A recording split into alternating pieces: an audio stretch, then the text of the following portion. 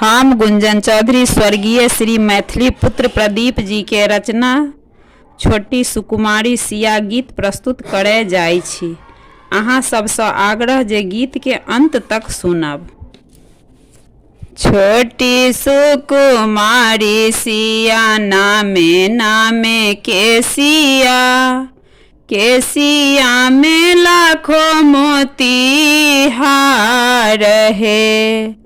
छोटी सुकुमारी सिया नामे नामे केसिया, केसिया में लाखों मोती हार है।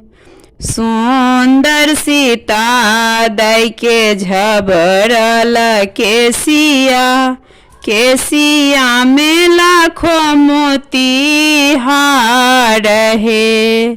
सुंदर सीता दाई के झबरल केसिया, केसिया में लाखों मोती हार है। सुंदर सीता दाई के झबरल केसिया, केसिया में लाखों मोती हार है। रानी सुनाए ना के कोरा में सिया बेटिया, बेटिया के महिमा अपार है। रानी सुनाए ना के कोरा में सिया बेटिया, बेटिया के महिमा अपार है। आयल बैसाख मास नवमी जोड़िया, चहु दिस समय सुखार है। आयल बैसाख मास नवमी जोड़िया, चहु दिस समय सुखार है।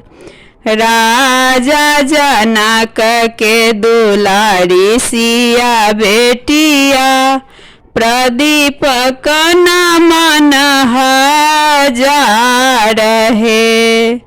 राजा जनक के दुलारी सिया बेटिया, प्रदीप कन मन हजार है। नामन सुनल सिया हुल साल आखिया, ताही परम सकी अपार है।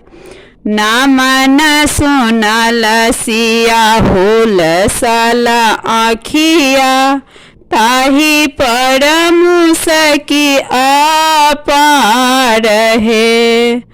भक्त कनक सिया सुनलानी होरिया, भेली कमला कोसी गंडक धार है। भक्त कनक सिया सुनलानी होरिया, भेली कमला कोसी गंडक धार है। नदिया के काते काते होए तके सरिया, मिथिला होत सुख सार है।